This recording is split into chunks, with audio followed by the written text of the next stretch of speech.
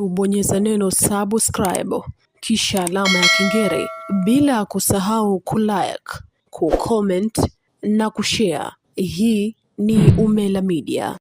Wapenzi wa soka, karibuni tena, hasa soka la Tanzania. Karibu kwenye mjadala mzito ambao kwa hivi sasa unatikisa medani ya mpira, na leo tunazungumzia jambo ambalo linaweza kubadilisha kabisa historia ya klabu ya Simba Sports. Kwa maana hapa tunazungumzia katiba mpya ambayo tayari imekwisha kuwekwa saini na msajili wa vyama vya michezo nchini Tanzania, na Simba Sports wamekwisha kurudishiwa. Na swali kubwa ambalo linaulizwa na mashabiki wengi ni hatima ya Mohamed Dewji ndani ya Simba Sports, kwamba ni ipi? Mohamed Dewji anaondoka ama Mohamed Dewji anabaki kulingana na katiba mpya ya Simba? Na je, mabadiliko haya ni mwanzo wa zama mpya za mafanikio au ni dalili ya mgawanyiko na sintofahamu ndani ya klabu? Basi nikwambie tu kwamba kanami hadi mwisho wa video hii ambayo nimepanga kukuchambulia kwa kina kabisa kuhusiana na hayo yote. Na kwanza nianze kwa kukujuza kwamba katiba mpya inamaanisha nini. Katiba ya klabu ni kama ramani ya uongozi ambayo inaeleza nani anaamua nini, mamlaka yako wapi, na mfumo wa maamuzi ukoje ndani ya klabu. Kwa Simba, katiba mpya inalenga kuimarisha mfumo wa uendeshaji, uwajibikaji, lakini pia hata mgawanyo wa madaraka kati ya wanachama, lakini pia wawekezaji ambao watakuwepo ndani ya Simba Sports kwa mujibu wa katiba yao. Lakini hapa ndipo mjadala ambapo unaanza na kunoga. Mashabiki wengi wanauliza, je, katiba hii inampa nguvu zaidi mwekezaji au inarudisha labda nguvu kubwa kwa wanachama wa klabu ya Simba Sports? Au labda vile wengine wanasema kwamba hii hapa labda inakuja kuweka nguvu sawa. Lakini hili sio suala dogo, nikwambie. Simba ni taasisi yenye mashabiki mamilioni. Hivyo kila mabadiliko ya kikatiba yana athari kubwa ya kiutawala na hata kimkakati vile. Nafasi ya Dewji ndani ya Simba ipoje sasa? Kwa wewe ambaye ulikuwa unauliza pia hilo swali. Tangu Mohamed Dewji aingie ndani ya Simba kama mwekezaji mkubwa, Dewji amekuwa na sura ya mageuzi ya klabu. Na kumekuwa na utata kwamba sasa Mohamed Dewji aitwe mwekezaji au aitwe vipi? Kiukweli ni kwamba kumuita Mohamed Dewji mwekezaji itakuwa ngumu, kwa sababu mchakato wa mabadiliko ya uendeshaji ndani ya Simba ulikuwa bado haujakamilika. Kwa hiyo kumuita Mohamed Dewji mwekezaji, na penyewe hapo kuna mjadala mpana kidogo.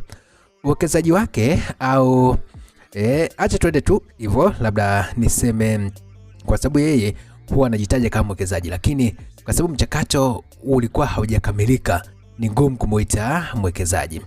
Sasa pesa yake ambayo amekuwa ameiweka ndani ya Simba imeongeza uthabiti wa kifedha, maboresho ya miundombinu na hata ushindani wa kimataifa. Kumbuka kwamba kipindi Mohamed Dewji ajaingia ndani ya Simba hali ilikuwa ni dhaifu hali, lakini tokea ameingia unaona Simba swala la kushiriki michuano ya kimataifa, hasa klabu bingwa barani Afrika, limekuwa sio la kuuliza.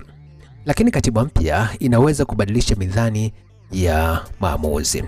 Swali kuu ni hili: je, Mo ataendelea kuwa na ushawishi mkubwa kama alivyokuwa kama ambavyo alikuwa nao awali, au mamlaka yatapunguzwa ili kuleta uwiano zaidi kati ya wanachama na wawekezaji? Kiuhalisia, mabadiliko yoyote ya kikatiba huja na changamoto za mpito. Sasa Mohamed Dewji, kwa mujibu wa katiba mpya ambayo imekwisha kusainiwa na msajili wa vyama vya siasa, yani na yeye hivi sasa itabidi mchakato uweze kuanza upya. Kwa hiyo kwa hivi sasa michakato ya Mohamed Dewji kuingia kama mwekezaji ndani ya Simba itaanza upya, kwa sababu mwenye mamlaka kwa hivi sasa ni mwenyekiti wa klabu ya Simba Murtaza Mangungu na viongozi wake, hali kadhalika bodi ambayo anaweza kuziunda. Sasa faida na hatari za katiba mpya ni zipi ndani ya Simba? Faida zinaweza kupatikana kwa maana kwamba wajibikaji utaongezeka, lakini vile uwazi kwenye maamuzi utakuwa ni mkubwa. Mfumo bora wa uwekezaji wa muda mrefu pia utaongezeka na utakuwa imara ndani ya Simba. lakini pia kuna athari kwa maana kwamba kuna migongano ya kimamlaka, kuna migawanyiko pia ya kisiasa ndani ya klabu, kukosekana kwa utulivu wa muda mfupi, kwa sababu hivi sasa upande wa Mohamed Dewji watakuwa na wazo kwamba na wenyewe nafasi yao iko wapi. Kwa hiyo hapo ujue kwamba lazima kutakuwa na mgawanyiko kiasi ndani ya Simba, lakini itakuwa ni kwa muda mfupi. Katika soka la kisasa, klabu ambazo zinaendelea ni zile zenye muundo imara wa kisheria na kifedha. Lakini kama mpito huu muda wa mpito basi hautasimamiwa vizuri, basi unaweza kuathiri hata matokeo ya klabu ndani ya uwanja, na ukizingatia kwamba Simba sio muda mrefu anakwenda kucheza na Young Africans, moja kati ya mechi ambazo ni nzito kweli kweli. Sasa athari kwa timu na mashabiki ipoje?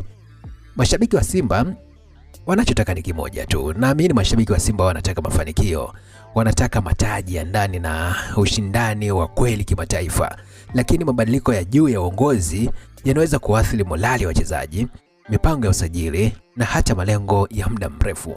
Ikiwa Mohamed Dewji ataendelea kuwa sehemu ya mfumo mpya kwa nguvu ile ile, basi Simba inaweza kuingia zama mpya za utulivu. Lakini kama atakuwa labda kama ataanzisha mvutano na kutokuelewana, basi mimi nikwambie tu kwamba klabu inaweza kupita katika kipindi cha mpito, kipindi ambacho kitakuwa ni kigumu. Lakini vipi, Mohamed Dewji ataondoka au ataendelea kusalia ndani ya Simba? Hili nalo ni swali lingine ambalo limekuwa likiulizwa. Hili ni kwambia kwamba hili ndo swali ambalo linachochea na linajadiliwa sana katika mitandao. Kiuhalisia, uwekezaji ni suala la mazingira rafiki ya kisheria na kiutawala. Ikiwa katiba mpya itahakikisha uwazi na ushirikiano, kuna uwezekano mkubwa basi Mohamed akaendelea kushirikiana na klabu. Lakini kama mabadiliko yataonekana kupunguza nafasi yake na kuleta migogoro ya maamuzi, basi chochote kinaweza kutokea. Katika soka, maamuzi ya juu huathiri mustakabali wa klabu kwa miaka mingi sana. Lakini nikiwa naelekea kuhitimisha, nikwambie tu kwamba kwa ujumla katiba mpya ya Simba ni hatua kubwa na ya kihistoria. Inaweza kuwa mwanzo au zama mpya za mafanikio, lakini pia kipindi cha mpito chenye changamoto ambacho hizo changamoto naamini lazima zinakuja kujenga Simba zaidi. Hatima ya Mohamed Dewji inategemeana na namna ambavyo pande zote zitakavyosimamia mabadiliko haya kwa hekima na umoja. Soka si tu mchezo wa dakika 90, ni mchezo wa maamuzi ya muda mrefu.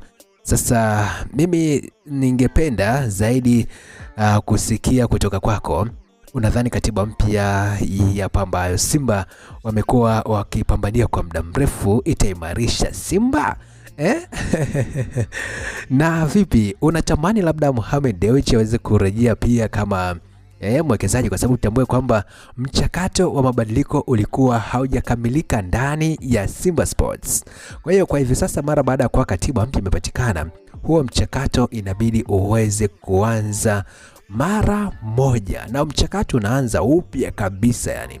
Sasa na ukumbuke kwamba mchakato huu unatambua wawekezaji na sio mwekezaji, kwa maana kwamba ndani ya Simba itabidi mtu zaidi au kampuni zaidi ya moja iweze kuwekeza ndani ya Simba. Hebu basi niandikie maoni yako hapa chini ili niweze kujua na wewe unafikiria vipi katika swala hili. Lakini pia usisahau kulike, kusubscribe na kuwasha kengele, kwa maana kubonyeza hicho kialama cha notifications ili uwe unapata uchambuzi mzito kama huu kupitia hapa Umela Media, kwa sababu kazi yangu ni kuhakikisha kwamba unakuwa unazipata habari za michezo na burudani kiundani zaidi na kiuchambuzi kweli kweli. Usisahau basi kufanya hayo yote ili nami niwe nakupa habari kwa ukweli na uhakika zaidi, nikiwa na nguvu barabara. Nite Swax ID.